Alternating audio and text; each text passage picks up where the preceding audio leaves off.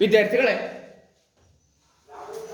10ನೇ ತರಗತಿಯಲ್ಲಿ ಜೀವ ಕ್ರಿಯೆಗಳು ಅಥವಾ ಜೀವನ ಕ್ರಿಯೆಗಳ ಅಧ್ಯಾಯದಲ್ಲಿ ನಾವು ವಿವರಣೆ ಕೊಡ್ತದಾನೆ. ಮೊದಲಿಗೆ ನಾವು ಕೆಲಸ ಮಾಡಬೇಕು ಅಂತಂದ್ರೆ ಏನ್ ಬೇಕು ಹೇಳಿ? ನಾವು ಕೆಲಸ ಮಾಡಬೇಕು ಅಂದ್ರೆ ಏನ್ ಬೇಕು? ಶಕ್ತಿ ಬೇಕು. ಆ ಶಕ್ತಿ ನಮಗೆ ಎಲ್ಲಿಂದ ಬಂತು? ನಾವು ತಿಂತಕ್ಕಂತ ಆಹಾರ ಎಲ್ಲಿಂದ ಬಂತು? ಹೊಲ ಗದ್ದೆಗಳಲ್ಲಿ ಅಥವಾ ಸಸ್ಯಗಳಿಂದ. ಸಸ್ಯಗಳು ಯಾವ ಕ್ರಿಯೆಯಿಂದ ಆಹಾರ ತಯಾರು ಮಾಡಿದ್ರು? ಯಾವ ಕ್ರಿಯೆಯಿಂದ ಆಹಾರ ತಯಾರು ಮಾಡಿದ್ರು? ದ್ಯುತಿ ಸಂಶ್ಲೇಷಣ ಕ್ರಿಯೆ. ಏನಂತೆ? ದ್ಯುತಿ ಸಂಶ್ಲೇಷಣೆ. ದ್ಯುತಿ ಸಂಶ್ಲೇಷಣೆ ಕ್ರಿಯೆಯಿಂದ ಸಸ್ಯಗಳು ಏನ್ ಮಾಡಿದ್ವು? ಆಹಾರವನ್ನ ತಯಾರು ಮಾಡಿದ್ವು ಅಲ್ವಾ? ಹಾಗಾದ್ರೆ ದ್ಯುತಿ ಸಂಶ್ಲೇಷಣೆ ಕ್ರಿಯೆಯಲ್ಲಿ ದ್ಯುತಿ ಸಂಶ್ಲೇಷಣೆ ಕ್ರಿಯೆಯನ್ನು ನಡೆಸತಕ್ಕಂಥ ಜೀವಿಗಳಿಗೆ ಒಂದು ಹೆಸರು ಕೊಟ್ವಿ. ದ್ಯುತಿ ಸಂಶ್ಲೇಷಣೆ ಕ್ರಿಯೆ ನಡೆಸದೆ ಇತರ ಜೀವಿಗಳನ್ನ, ತಮ್ಮ ಆಹಾರಕ್ಕಾಗಿ ಅವಲಂಬಿಸಿರುವ ಜೀವಿಗಳನ್ನ ಮತ್ತೊಂದರ ಹೆಸರು ಕೊಟ್ವಿ ಅಲ್ವಾ? ಹಾಗಾದ್ರೆ ದ್ಯುತಿ ಸಂಶ್ಲೇಷಣೆ ನಡೆಸತಕ್ಕಂಥ ಜೀವಿಗಳನ್ನ ಏನಂತ ಕರೀತೀವಿ ನಾವು? ಸ್ವಪೋಷಕಗಳು ಅಂತ ಕರೀತೀವಿ. ಏನಂತ ಕರೀತೀವಿ? ಸ್ವಪೋಷಕಗಳು ಅಂತ ಕರೀತೀವಿ. ದ್ಯುತಿ ಸಂಶ್ಲೇಷಣ ಕ್ರಿಯೆ ನಡೆಸದೇ ಇರತಕ್ಕಂಥ ಜೀವಿಗಳನ್ನ ಏನಂತ ಕರೀತೀವಿ? ಪರಪೋಷಕಗಳು. ನೋಡಿ, ನೀವು ಹೇಳಿದ್ರಿ ದ್ಯುತಿ ಸಂಶ್ಲೇಷಣೆ ಕ್ರಿಯೆ ನಡೆಸತಕ್ಕಂಥ ಜೀವಿಗಳು ಸ್ವಪೋಷಕಗಳು. ಏನಂತೆ? ಸ್ವಪೋಷಕಗಳು. ಸ್ವಪೋಷಕಗಳು. ಹಾಗಾದ್ರೆ ದ್ಯುತಿ ಸಂಶ್ಲೇಷಣ ಕ್ರಿಯೆಯನ್ನು ನಡೆಸದೇ ಇರತಕ್ಕಂಥ ಜೀವಿಗಳು ಯಾವುವು? ಪರಪೋಷಕಗಳು. ಏನಂತೆ? ಪರಪೋಷಕಗಳು. ಸ್ವಪೋಷಕಗಳು, ಪರಪೋಷಕಗಳು. ಓಕೆ. ಹಾಗಾದ್ರೆ ಸ್ವಪೋಷಕಗಳಂದ್ರೇನು? ತಮ್ಮ ಆಹಾರಕ್ಕಾಗಿ ಅಥವಾ ತಮ್ಮ ಆಹಾರವನ್ನ ತಾವೇ ದ್ಯುತಿ ಸಂಶ್ಲೇಷಣೆ ಕ್ರಿಯೆ ಮೂಲಕ ತಯಾರು ಮಾಡಿಕೊಳ್ಳುವ ಸಸ್ಯ ವರ್ಗವನ್ನ ಅಥವಾ ಇತರ ಜೀವಿಗಳನ್ನ ಏನಂತ ಕರೀತಾರೆ? ಸ್ವಪೋಷಕಗಳು. ಸ್ವಪೋಷಕಗಳನ್ನು ಬರೀ ಸಸ್ಯಗಳು ಅಷ್ಟೇ ಅಲ್ಲ, ಆಲ್ಗೆಗಳು ಬರ್ತದವೆ.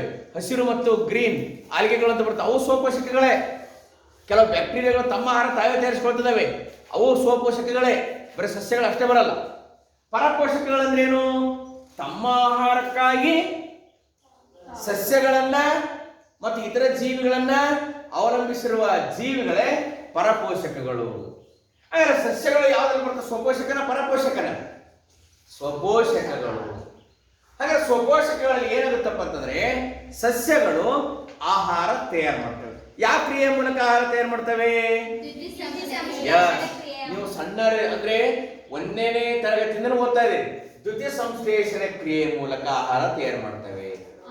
ಯಾಕಂದ್ರೆ ಈ ಕ್ರಿಯೆಯಲ್ಲಿ ಏನಾಗುತ್ತೆ? ದ್ಯುತಿ ಸಂಶ್ಲೇಷಣೆ ಕ್ರಿಯೆಯಲ್ಲಿ ಏನೇನ್ ಬೇಕಾದ್ರೆ ಸಸ್ಯಗಳ ಆಹಾರ ತಯಾರು ಮಾಡ್ಲಿಕ್ಕೆ? ಸೂರ್ಯನ ಬೆಳಕು ಬೇಕು. ಬರ್ತಾವದ. ಓಕೆ, ಸೂರ್ಯನ ಬೆಳಕು ಬೇಕು. ಮತ್ತೇನ್ ಬೇಕು ಹೇಳಿ ನೋಡೋಣ? ನೀರು ಬೇಕು. ಓಕೆ, ನೀರಿದೆ. ಆಮೇಲೆ ಕಾರ್ಬನ್ ಡೈಆಕ್ಸೈಡ್ CO2 ಬರ್ತವೆ ಸಮೀಕರಣದಲ್ಲಿ. ಲವಣಗಳು ಬೇಕು. ಹೌದಾ? ಈಗ ನನ್ನ ಪ್ರಶ್ನೆ ಏನಪ್ಪಾ ಅಂತಂದ್ರೆ, ಸಸ್ಯಗಳಲ್ಲಿ ನೀವು ಇನ್ನೊಂದು ಬರ್ತಿದ್ದೀರಿ, ಹಸಿರು ಬಣ್ಣಕ್ಕೆ ಕಾರಣವಾದ ಒಂದು ಬಣ್ಣ ಇರುತ್ತೆ. ಬಣ್ಣ ಅಥವಾ ರಾಸಾಯನಿಕ ಪದಾರ್ಥ ಇರುತ್ತೆ. ಅದನ್ನ ಏನಂತ ಕರಿತೀವಿ ನಾವು? ಕ್ಲೋರೋಫಿಲ್ ಅಂತ ಕರಿತೀವಿ. ಏನಂತ ಕರಿತೇವೆ? ಕ್ಲೋರೋಫಿಲ್. ಹಸಿರು ಸಸ್ಯಗಳು ಕ್ಲೋರೋಫಿಲ್ ಅನ್ನ ಹೊಂದಿರ್ತವೆ. ಹೆಂಗಾಗುತ್ತೆ ಇಲ್ಲಿ ಅಂತಂದ್ರೆ, ಹಸಿರು ಸಸ್ಯಗಳು ಸೂರ್ಯನ ಬೆಳಕನ್ನ ಹೀರಿಕೊಂಡು ಆಮೇಲೆ ಮತ್ತೇನು ನೀರನ್ನ ಉಪಯೋಗಿಸಿಕೊಂಡು ಹಸಿರು ಸಸ್ಯಗಳು ಏನ್ ಮಾಡ್ತವೆ? ಸೂರ್ಯನ ಬೆಳಕನ್ನ ಹೀರಿಕೊಂಡು ಇಲ್ಲಿ ನೋಡಿ ಕಾರ್ಬೋಹೈಡ್ರೇಟ್ ಅನ್ನ ತಯಾರಿಸುತ್ತವೆ. ಏನನ್ನ ತಯಾರಿಸುತ್ತವೆ? ಕಾರ್ಬೋಹೈಡ್ರೇಟ್ ಅನ್ನ ತಯಾರಿಸುತ್ತವೆ. ಮತ್ತು ಏನ್ ಬಿಡುಗಡೆ ಮಾಡ್ತವೆ? ಆಕ್ಸಿಜನ್ ಮತ್ತು ನೀರನ್ನ ಬಿಡುಗಡೆ ಮಾಡ್ತವೆ. ಈ ಕ್ರಿಯೆ ದ್ಯುತಿ ಸಂಶ್ಲೇಷಣೆ ಕ್ರಿಯೆ. ಈ ಕ್ರಿಯೆನ ಏನಂತ ಕರೀತಾರೆ? ದ್ಯುತಿ ಸಂಶ್ಲೇಷಣೆ ಕ್ರಿಯೆ. ಇನ್ನೊಂದ್ಸರಿ ಹೇಳ್ತೀನಿ ನೋಡಿ. ಹಾಗಾದ್ರೆ ಸಸ್ಯಗಳು ಯಾವ ಕ್ರಿಯೆ ಮೂಲಕ ಆಹಾರ ತಯಾರು ಮಾಡ್ತವೆ? ದ್ಯುತಿ ಸಂಶ್ಲೇಷಣೆ ಕ್ರಿಯೆ ಮೂಲಕ ಆಹಾರ ತಯಾರು ಮಾಡ್ತವೆ. ದ್ಯುತಿ ಸಂಶ್ಲೇಷಣೆ ಕ್ರಿಯೆ ಅಂದ್ರೆ ಏನಪ್ಪ? ಹಸಿರು ಸಸ್ಯಗಳಲ್ಲಿ ಅಥವಾ ಹಸಿರು ಸಸ್ಯಗಳು ವಾತಾವರಣದಿಂದ ಸೂರ್ಯನ ಬೆಳಕನ್ನು ಹೀರಿಕೊಳ್ಳುತ್ತವೆ ಮತ್ತು ಕಾರ್ಬನ್ ಡೈಆಕ್ಸೈಡ್ ಮತ್ತು ಭೂಮಿಯಿಂದ ನೀರನ್ನ ಪಡೆದುಕೊಂಡು ಕಾರ್ಬೋಹೈಡ್ರೇಟ್ ಅನ್ನ ತಯಾರು ಮಾಡುತ್ತವೆ. ಈ ಕ್ರಿಯೆಯನ್ನು ಏನಂತ ಕರೀತದ ನಾವು ದ್ಯುತಿ ಸಂಶ್ಲೇಷಣೆ. ಅದರ ಮೂಲಕ ಏನ್ ಬಿಡುಗಡೆ ಮಾಡಿದವು? ಆಕ್ಸಿಜನ್ ಅಂದ್ರೆ ಆಮ್ಲಜನಕ, ನೀರು ಬಿಡುಗಡೆ ಮಾಡಿದವು. ಹಾಗಾದ್ರೆ ಈ ಕಾರ್ಬೋಹೈಡ್ರೇಟ್ ಏನೈತಲ್ಲ, ಈ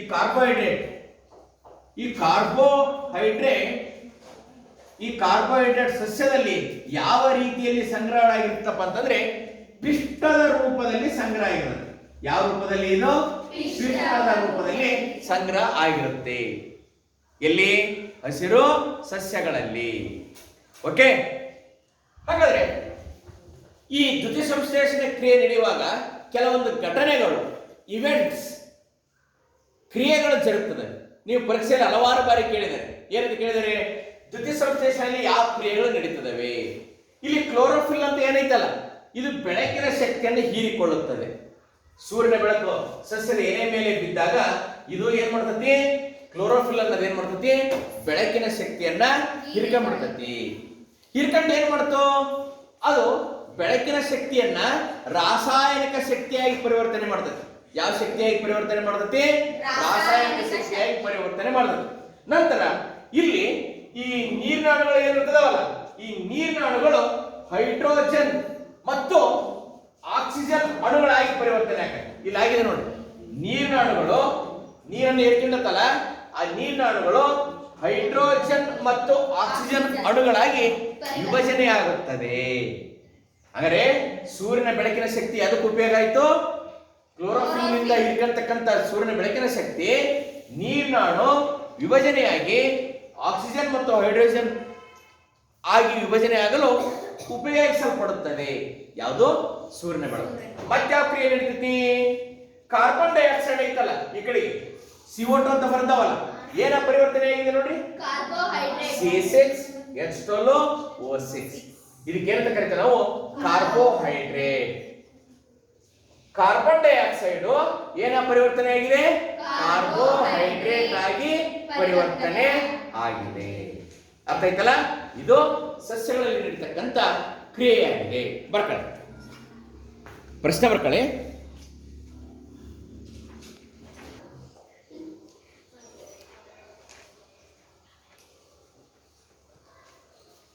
ಸಸ್ಯಗಳು ಆಹಾರ ತಯಾರು ಮಾಡ್ಲಿಕ್ಕೆ ಏನೇನು ಬೇಕು ಹೇಳ್ರಿ ನೋಡೋಣ. ದ್ಯುತಿ ಸಂಶ್ಲೇಷಣೆ ಕ್ರಿಯೆಯಲ್ಲಿ ನೀವು ಹೇಳಿದ್ರಲ್ಲ, ಆಗ್ಲೇ ಹೇಳ್ರಿ. ಸೂರ್ಯನ ಬೆಳಕು ಬೇಕು, ಮತ್ತೆ ನೀರು ಬೇಕಲ್ವಾ? ಒಂದ್ ನಿಮಿಷ ನೀರು ಬೇಕು, ಮತ್ತೇನ್ ಬೇಕು? ಗಾಳಿ. ಯಾವ್ದು ಗಾಳಿ? Oxygen, carbon dioxide.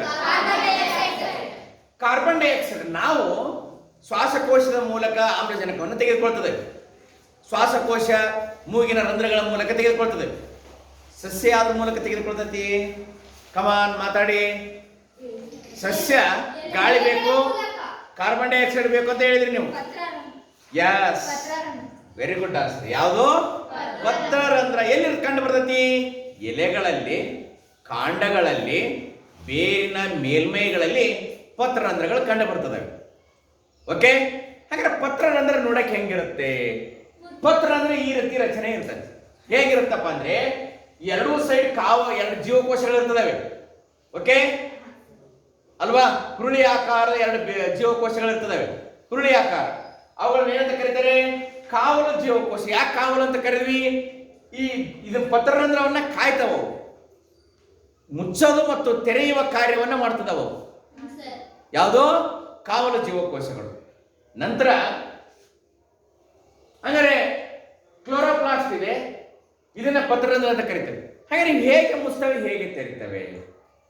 ನೀರಿನ ಒಳಗಡೆ, ಕಾವಲು ಜೀವಕೋಶದ ಒಳಗಡೆ ನೀರು ಹೋದಾಗ ಈ ಜೀವಕೋಶಗಳು ಉಬ್ಬಿಕೊಳ್ಳುತ್ತವೆ. ಉಬ್ಬಿಕೊಂಡು ಏನಾಗ್ತದೆ? ತೆರೆಯುತ್ತದೆ. ಆಗ ಕಾರ್ಬನ್ ಡೈಆಕ್ಸೈಡ್ ಒಳಗೆ ಹೋಗುತ್ತದೆ. ಆಗ ದ್ಯುತಿ ಸಂಶ್ಲೇಷಣೆ ಕ್ರಿಯೆ ನಡೆಯುತ್ತದೆ. ಒಂದು ವೇಳೆ ದ್ಯುತಿ ಸಂಶ್ಲೇಷಣೆ ಕ್ರಿಯೆ ನಡೆಯದೇ ಇದ್ದಾಗ, ಆ ಸಸ್ಯ ದ್ಯುತಿ ಸಂಶ್ಲೇಷಣೆ ಕ್ರಿಯೆ ನಡೆಸ್ತಾ ಇರಲಿಲ್ಲ ಅಂತ ಇಟ್ಕೊಂಡ್ರಿ, ಅವು ಏನಾಗುತ್ತೆ? ಕಾವಲು ಜೀವಕೋಶದಲ್ಲಿರುವ ನೀರು ಹೊರ ಬರುತ್ತೆ, ಅಲ್ಲೇ ಇರ್ತದೆ, ಹೊರ ಬರುತ್ತದೆ. ಆಗ ಜೀವಕೋಶಗಳು ಮುದುಡುತ್ತವೆ. ಆಗ ಪತ್ರರಂಧ್ರ ಮುಚ್ಚುತ್ತದೆ. Open close. ಬಹಳ ಸರಿ ಪರೀಕ್ಷೆಯಲ್ಲಿ ಏನ್ ಕೇಳಿದರೆ? ಬರೀ ಚಿತ್ರ ಕೇಳಿದರೆ ಅಥವಾ ಅವರ ಚಿತ್ರ ಕೊಟ್ಟಿದ್ದಾರೆ. ಇದರಲ್ಲಿ ತೆರೆದ ಪತ್ರ ಅಂದ್ರೆ ಯಾವುದು, ಮುಚ್ಚಿದ ಪತ್ರ ಅಂದ್ರೆ ಯಾವುದು ಅಂತ ಕೇಳಿದೆ. ಅಥವಾ ಇನ್ನೊಂದರ ಹೆಸರು ಹೇಳಿದ್ದಾರೆ, ಮೇಲಿನ ಚಿತ್ರವನ್ನ ನೋಡಿ ಆ ಸಮಯ ಏನು ಅದಕ್ಕೆ ವಾಕ್ಯ ಬರೆಯಿರಿ ಅಂತ 4 ವಾಕ್ಯ ಕೊಟ್ಟಿರ್ತಾರೆ. ತೆರೆದ ಪತ್ರರಂಧ್ರ, ಮುಚ್ಚಿದ ಪತ್ರರಂಧ್ರ, ಈ ಟೈಪ್ ಕೇಳಿದ್ರೆ ಹಲವಾರು ಬಾರಿ ಪರೀಕ್ಷೆಗೆ. ಅರ್ಥ ಆಯ್ತಾ? ವಿಜ್ಞಾನದಲ್ಲಿ ಹೇಗೆ ಪ್ರಶ್ನೆ ಕೇಳ್ತಾರೆ ಅಂತಾನೆ ಹೇಳಕ್ಕಾಗೋದಲ್ಲ. ಆದ್ದರಿಂದ ನೀವು ಕ್ಲೀನ ಪಾಠ ಕೇಳಬೇಕು. ನಾವು ಹಿಂಗ್ ಪ್ರಶ್ನೆ ನಾವು ಈ ತರ ಹೇಳಿರ್ತದವಿ, ಅಲ್ಲಿ ಬೇರೆ ತರನೇ ನಿಮಗೆ ಪ್ರಶ್ನೆಯನ್ನೇ ಕೇಳುತ್ತದೆ. ಸೊ ವಿಚಾರ ಏನಪ್ಪಾ ಅಂದ್ರೆ ಸಾಕಷ್ಟು ಅನ್ವಯಿಕ ಪ್ರಶ್ನೆಯನ್ನೇ ಕೇಳ್ತಾ ಇರ್ತಾರೆ ಪರೀಕ್ಷೆಯಲ್ಲಿ. ಅದಕ್ಕೆ ನೀವು ರೆಡಿ ಆಗಬೇಕು. ಅದಕ್ಕೆ ರೆಡಿ ಆಗ್ಬೇಕಂದ್ರೆ ಏನ್ ಮಾಡ್ಬೇಕು, ಇಲ್ಲ ನಾವು ಹೇಳಿದ ಪಾಠ ಕ್ಲೀನಾಗಿ ಕೇಳ. ಹಿಂಗೆ ಕೇಳಿದ್ರೆ ಮಾತ್ರ ನೀವು ಬರೆಯಕ್ಕೆ ಸಾಧ್ಯ. ಯಾವ ತರನಾರ ಪ್ರಶ್ನೆ ಕೇಳಲ್ಲ. ಅರ್ಥ ಆಗುತ್ತಂದ್ರ? ಅರ್ಥ ಆಗುತ್ತಾ ಇಲ್ಲ? ಬೇರೆ ತರ ಪ್ರಶ್ನೆ ಕೇಳ್ಬೋದು ಅವ್ರು. ಅರ್ಥ ಆಯ್ತಾ? ನಾವು ಇಷ್ಟೆಲ್ಲ ಹೇಳ್ತದೇವಿ. ಏನು ಪತ್ರರಂಧ್ರವನ್ನ ನಿರ್ವಹಣೆ ಮಾಡೋ ಜೀವಕೋಶಗಳು ಯಾವುವು ಅಂತ ಕೇಳಬಹುದು. ನಾವು ಅದನ್ನ ಇಲ್ಲಿ ಹೇಳಿರೋದಿಲ್ಲ. ಪಾಠ ಮಾಡುವಾಗ ಇದನ್ನ ಹೇಳ್ತೇವೆ. ಏನಂತ ಹೇಳ್ತದವಿ? ಕಾವಲು ಜೀವಕೋಶಗಳು ಅಂತ ಹೇಳಿರ್ತದೆ. ನೀವು ಅದನ್ನ ಮರೆತು ಬಿಟ್ಟಿರ್ತೀವಿ. ಸೊ ಅದನ್ನ ನೆನಪಿಟ್ಕೋಬೇಕು.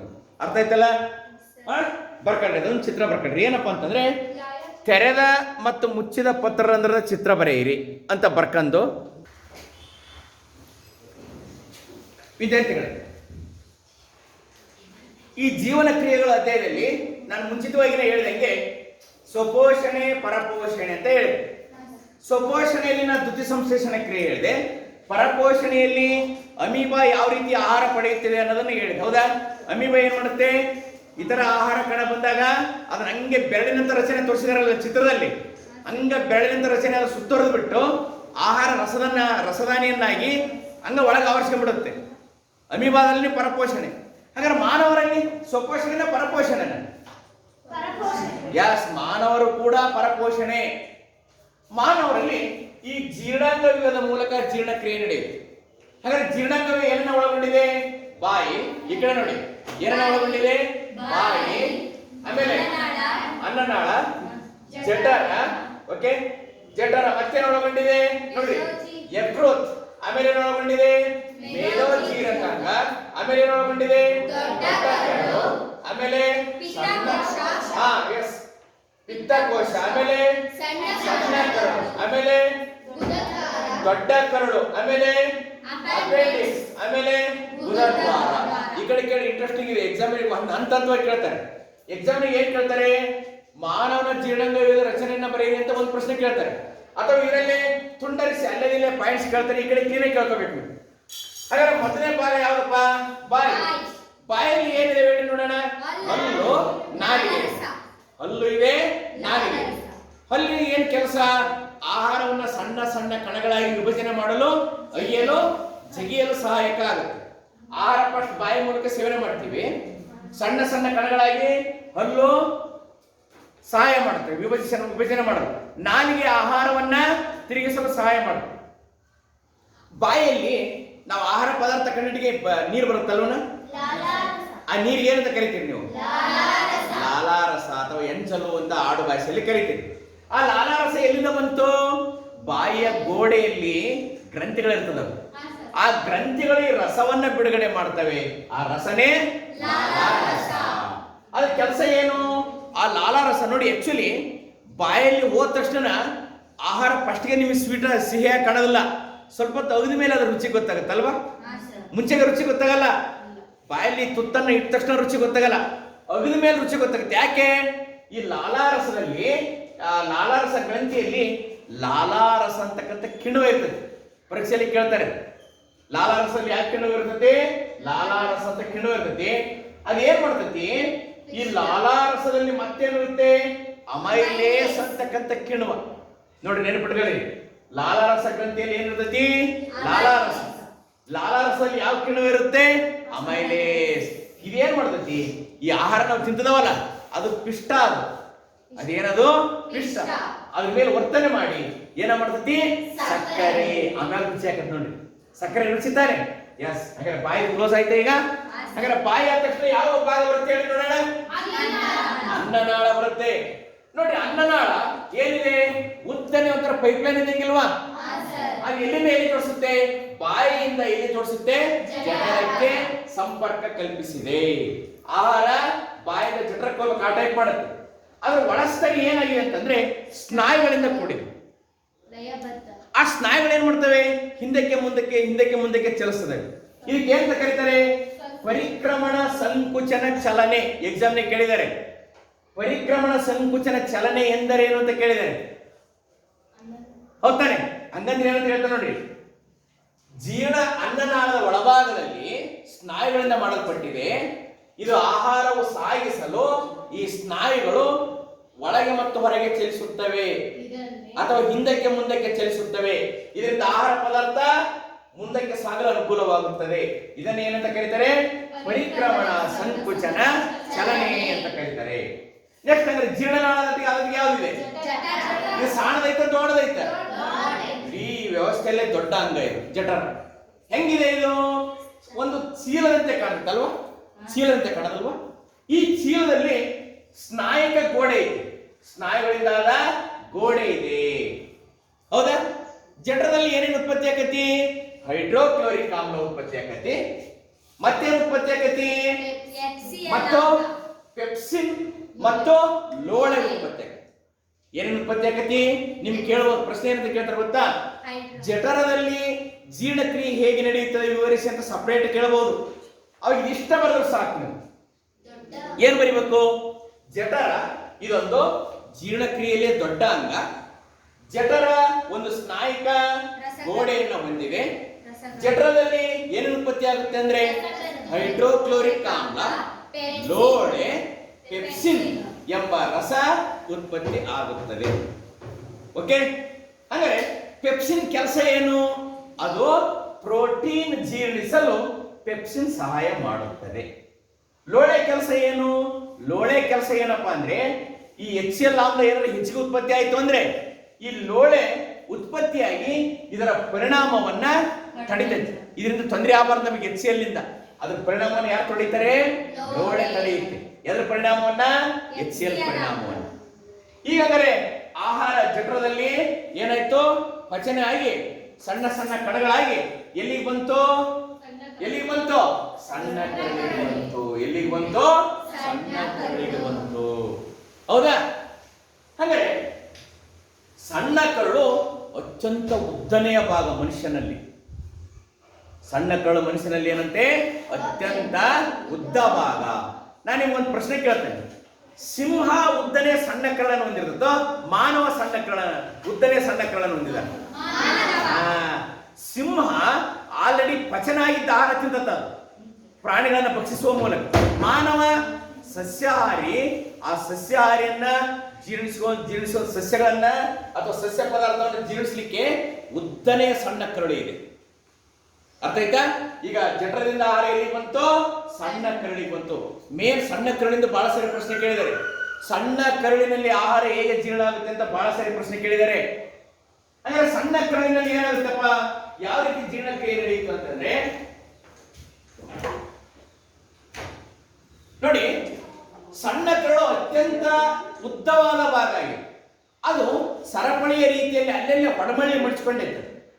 ಓಕೆ? ಹಲವಾರು ಫೋಲ್ಡ್ಗಳಾಗಿ ಅಥವಾ ಹಲವಾರು ಮಡಿಕೆಗಳಾಗಿ ಮಡಿಸಿಕೊಂಡಿದೆ. ಸಣ್ಣ ಕರಳಿನಲ್ಲಿ ಏನೇನು ಇದಾಗುತ್ತೆ ಅಂತಂದ್ರೆ ಏನೇನು ಪಚನ ಆಗುತ್ತೆ ಅಂದ್ರೆ ಕಾರ್ಬೋಹೈಡ್ರೇಟು, ಪ್ರೋಟೀನು, ಕೊಬ್ಬು. ಈ ಮೂರು ಜೀರ್ಣವಾಗುವ ಭಾಗವೇ ಸಣ್ಣ ಕರಳಾಗಿದೆ. ಅರ್ಥ ಆಯ್ತಾ? ಯಾವ್ಯಾವುದು? ಕಾರ್ಬೋಹೈಡ್ರೇಟು, ಪ್ರೋಟೀನು, ಕೊಬ್ಬು. ಹಾಗೆ ಚಿತ್ರ ನೋಡಿ ಇಲ್ಲಿ ಏನ್ ಕನೆಕ್ಷನ್ ಆಗಿದೆ? ಸಣ್ಣ ಕರಳಿಗೆ ಏನ್ ಅಂಟಿಕೊಂಡಿದೆ? ಯಕೃತ್ತಿನಲ್ಲಿ ಏನಿದೆ? ಆ ಪಿತ್ತಕೋಶ ಏನ್ ಉತ್ಪತ್ತಿ ಮಾಡ್ತತಿ? ಪಿತ್ತ ರಸವನ್ನ ಉತ್ಪತ್ತಿ ಮಾಡ್ತದೆ. ಏನ್ ಉತ್ಪತ್ತಿ ಮಾಡುತ್ತದೋ? ಪಿತ್ತ ರಸ. ಆ ಪಿತ್ತ ರಸದ ಕೆಲಸ ಏನ್ ಗೊತ್ತಾ? ಕೊಬ್ಬನ್ನ ಜೀರ್ಣ ಮಾಡ್ತದೆ. ಪಿತ್ತ ರಸದ ಕೆಲಸ ಏನು? ಕೊಬ್ಬನ್ನ ಜೀರ್ಣ ಮಾಡ್ತದೆ. ಹಂಗೆ ನೋಡಿ, ನೆನಪಿಟ್ಕೊಳ್ಳಿ. ಹೆಂಗರೆ ಪಿತ್ತಕೋಶದ ಏನ್ ಕೆಲಸ? ಪಿತ್ತಕೋಶ ಪಿತ್ತರಸವನ್ನು ಉತ್ಪತ್ತಿ ಮಾಡ್ತು. ಅದು ಕೊಬ್ಬನ್ನ ಜೀರ್ಣಿಸಿ. ಈ ಕಡೆ ಒಂದ ಭಾಗ ಅಟ್ಯಾಚ್ ಆಗಿದೆ ನೋಡಿ. ಯಾವ್ದಕ್ಕೆ? ಸಣ್ಣ ಕರಳಿಗೆ. ಇದಕ್ಕೆ ಏನಂತ ಕರೀತಿದ್ದಾರೆ? ಮೇದೋಜೀರಕಾಂಗ. ಏನಂತ ಕರೆದ್ರು? ಮೇದೋಜೀರಕಾಂಗ. ಈ ಕೆಲಸ ಏನು? ಮೇದೋಜೀರಕ ರಸವನ್ನು ಉತ್ಪತ್ತಿ ಮಾಡ್ತದೆ. ಯಾವ ರಸ? ಮೇದೋಜೀರಕ ರಸ. ಅದು ಏನೇನು ಒಳಗೊಂಡೈತೆ ಮೇದೋಜೀರಕ ರಸ? Trypsin, lipase. ನೆನಪಿಟ್ಕೋಬೇಕು. ಪರೀಕ್ಷೆಯಲ್ಲಿ ಬಹಳ ಸರಿ ಕೇಳಿದ್ದಾರೆ. ಇವು ಸ್ವಲ್ಪ ಕಠಿಣ ಪದಗಳದಾವೆ. ಮೇದೋಜೀರಕ ಏನನ್ನು ಒಳಗೊಂಡತಿ? Trypsin, lipase. ಟ್ರಿಪ್ಸಿನ್ ಕೆಲಸ ಏನು? ಪ್ರೋಟೀನ್ ಜೀರ್ಣ ಮಾಡ್ತದೆ, ಪ್ರೋಟೀನ್ ಅನ್ನು ಜೀರ್ಣ ಮಾಡ್ತದೆ. ಲೈಪೇಸ್ ಕೆಲಸ ಏನು? ಕೊಬ್ಬನ್ನ ಜೀರ್ಣ ಮಾಡ್ತದೆ. ಕೊನೆಗೆ ಕರುಳು ಮತ್ತೊಂದು ಉತ್ಪತ್ತಿ ಮಾಡುತ್ತೆ, ಕರುಳಿನ ರಸವನ್ನು ಉತ್ಪತ್ತಿ ಮಾಡುತ್ತೆ.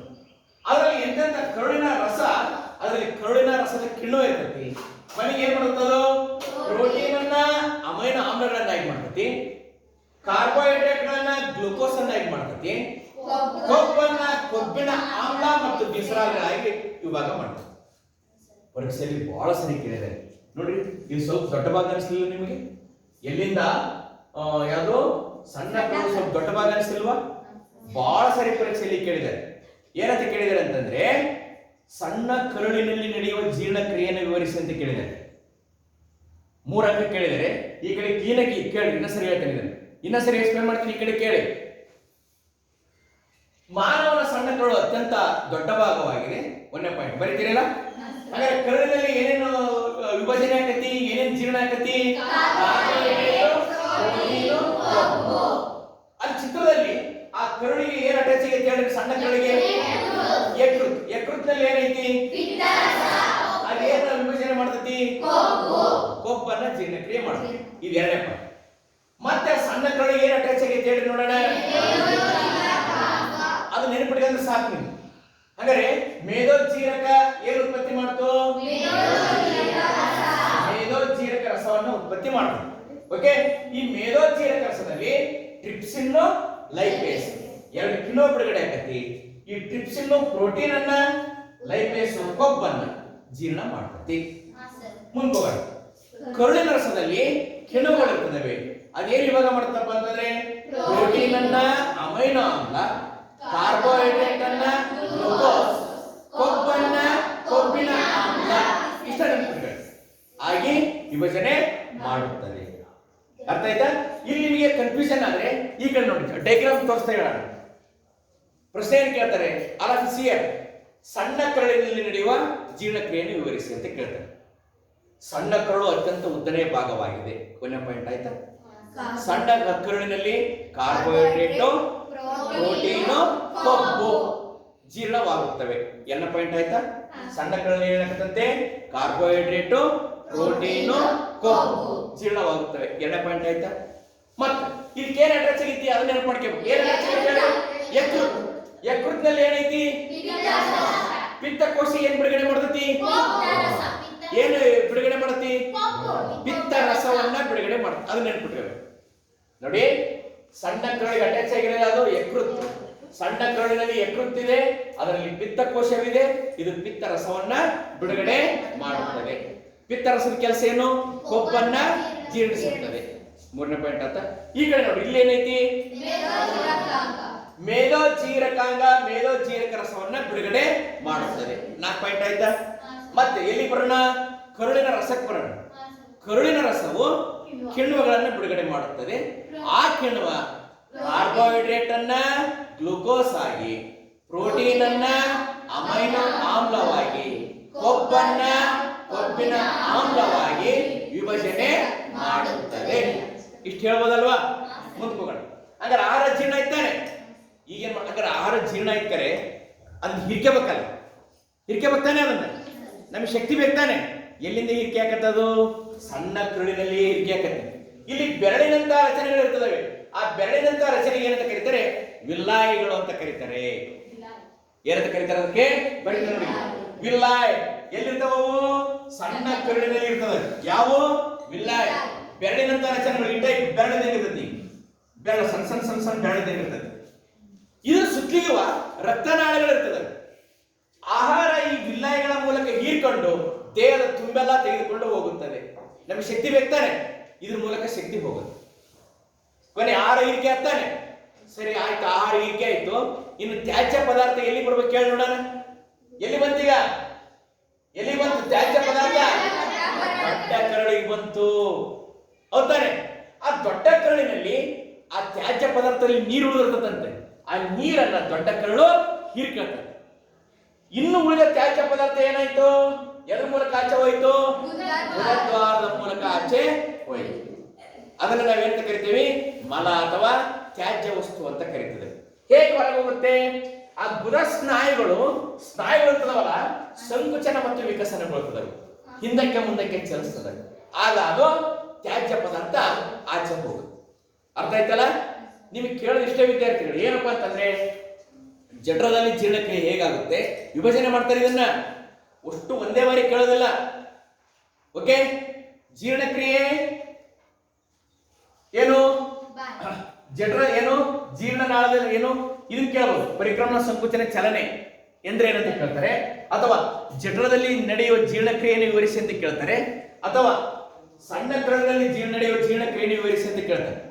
ಓಕೆ, ಸಣ್ಣ ಕರಳಿನ ದಿನಸರಿಗಳಲ್ಲಿ ಸಿಂಪಲ್ ಆಗಿ, ಸಣ್ಣ ಕರಳು ಇಲ್ಲಿ ನೋಡಿ ಅತ್ಯಂತ ದೊಡ್ಡನೆಯ ಭಾಗವಾಗಿದೆ, ಸರಿನಾ? ಸಣ್ಣ ಕರಳಲ್ಲಿ ಏನಿದೆಯಪ್ಪ? ಯಕೃತ್ ಇದೆ. ಯಕೃತ್ನಲ್ಲಿ ಏನಿದೆ? ಪಿತ್ತಕೋಶ ಇದೆ. ಪಿತ್ತಕೋಶ ಏನು ಉತ್ಪತ್ತಿ ಮಾಡತಿ? ಉತ್ಪತ್ತಿ ಮಾಡತಿ. ಇದು ಕೊಬ್ಬನ್ನ ಜೀರ್ಣಿಸಿ. ಈ ಕಡೆ ಮತ್ತೇನು ಅಟ್ಯಾಚ್ ಆಗೈತಿ? ಮೇದೋಜ್ಜೀರಕ ಅಂಗ ಏನು ಉತ್ಪತ್ತಿ ಮಾಡತಿ? ಮೇದೋಜ್ಜೀರಕ ರಸವನ್ನ ಉತ್ಪತ್ತಿ ಮಾಡ್ತದೆ. ಅರ್ಥ ಆಯ್ತಾ? ಸಾಕಷ್ಟೇ. ಮತ್ತೆ ಸಣ್ಣ ಕರಳಿನಲ್ಲಿ ಯಾವ ರಸ ಉತ್ಪತ್ತಿ ಆಗತಿ? ಕರುಳಿನ ರಸ. ಯಾವಂತೆ? ಕರುಳಿನ ರಸ. ಕರುಳಿನ ರಸದಲ್ಲಿ ಏನಾಗುತ್ತೆ? ಕಾರ್ಬೋಹೈಡ್ರೇಟು ಗ್ಲೂಕೋಸ್ ಆಗಿ ವಿಭಜನೆ ಆಗತಿ, ಪ್ರೋಟೀನು ಅಮೈನೋ ಆಮ್ಲಗಳ ವಿಭಜನೆ ಆಗತಿ, ಕೊಬ್ಬು ಕೊಬ್ಬಿನ ಆಮ್ಲಗಳ ವಿಭಜನೆ ಆಗತಿ.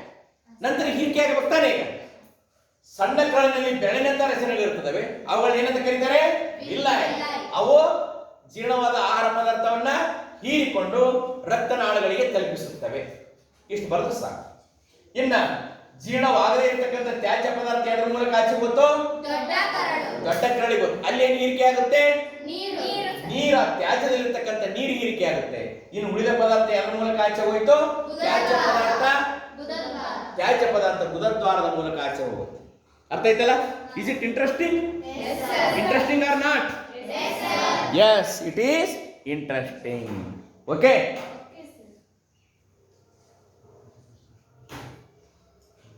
ಬರ ನೀನು ಅಲ್ಲಿರ್ತಕ್ಕಂಥ ಭಾಗಗಳನ್ನು ಒಂದೊಂದೇ ಹೇಳು. ಕಮಾನ್, ನೋಡ್ಕೊಂಡ ಹೇಳು. ಬಾಯಿ, ನಾಲಿಗೆ, ಅನ್ನನಾಳ, ಜಠರ, ಯಕೃತ್, ಪಿತ್ತಕೋಶ, ಮೇದೋಜೀರಕಾಂಗ, ದೊಡ್ಡ ನಾಳ, ದೊಡ್ಡ ಕರಳು, ಸಣ್ಣ ಕರಳು, ಅಪೆಂಡಿಕ್ಸ್, ಗುದದ್ವಾರ. ಬನ್ನಿ ಬನ್ನಿ ಬನ್ನಿ, ನೀನು ಬರ ಹೇಳಿ, ಮಾತಾಡಬಾರ್ದು. ಅಲ್ಲಿರ್ತಕ್ಕಂಥ ಭಾಗಗಳನ್ನು ಹೇಳಿ. ಬಾಯಿ, ನಾಲಿಗೆ, ಅನ್ನನಾಳ, ಜಠರ, ಯಕೃತ್, ಪಿತ್ತಕೋಶ, ಸಣ್ಣ ಕರಳು, ಅಪೆಂಡಿಕ್ಸ್, ಮೇದೋಜೀರಕಾಂಗ, ದೊಡ್ಡ ಕರಳು, ಗುದದ್ವಾರ. ಓಕೆ, ಹಾಗಾದ್ರೆ ಬಾಯಿಯಲ್ಲಿ ಯಾವ ರೀತಿ ಜೀರ್ಣಕ್ರಿಯೆ ನಡೆಯುತ್ತೆ ಹೇಳಿ ನೋಡೋಣ. ಲಾಲಾರಸ ಗ್ರಂಥಿ. ಬಾಯಲ್ಲಿ ಏನಿರುತ್ತೆ? ಲಾಲಾರಸ ಗ್ರಂಥಿ ಇರುತ್ತೆ. ಅದೇನ್ ಮಾಡ್ತತಿ? ಲಾಲಾರಸವನ್ನ ಉತ್ಪತ್ತಿ ಮಾಡ್ತತಿ. ಆ ಲಾಲಾರಸ ಏನು? ಆ ಲಾಲಾರಸದಲ್ಲಿ ಯಾವ ಕಿಣ್ವ ಇರ್ತತಿ? ಅಮೈಲೇಸ್ ಅಂತಕ್ಕಂಥ ಕಿಣ್ವ ಇರ್ತತಿ. ಆ ಕಿಣ್ವ ಏನ್ ಮಾಡ್ತತಿ? ಪಿಷ್ಟವನ್ನ ಏನಾಗಿ ಪರಿವರ್ತನೆ ಮಾಡ್ತತಿ? ಸಕ್ಕರೆಯನ್ನಾಗಿ ಪರಿವರ್ತನೆ ಮಾಡ್ತತಿ. ಆಗ ನಮಗೆ ಆಹಾರ ಸಿಹಿ ಅನ್ಸತಿ, ರುಚಿ ಅನಿಸ್ತತಿ. ಅಲ್ಲಿವರೆಗೆ ರುಚಿ ಅನ್ಸದಲ್ಲ ಅಲ್ವಾ? ಓಕೆ, ಬನ್ನಿ ಅಮ್ಮ. ನೆಕ್ಸ್ಟ್ ನೀ ಬರ. ಅಲ್ಲಿ ಭಾಗಗಳನ್ನು ನೋಡಿ ಹೇಳು ಬರಮ್ಮ. ಒಂದೊಂದೇ ಭಾಗಗಳನ್ನು ನೋಡಿ ಹೇಳು. ಇನ್ನೊಬ್ರು ಏನ್ ಹೇಳ್ಬೇಕು ಗೊತ್ತಾ? ಜೀರ್ಣನಾಳದಲ್ಲಿ ನಡೆಯುವ ಜೀರ್ಣಕ್ರಿಯೆನೇ ಹೇಳಬೇಕು.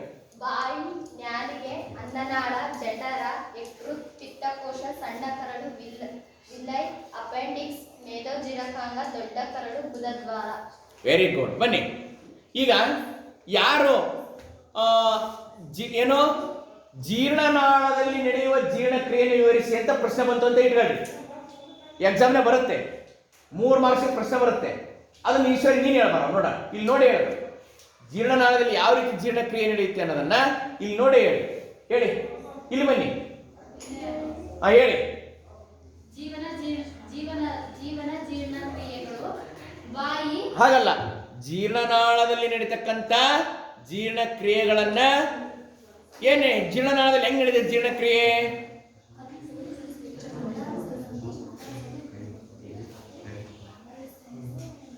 ಆ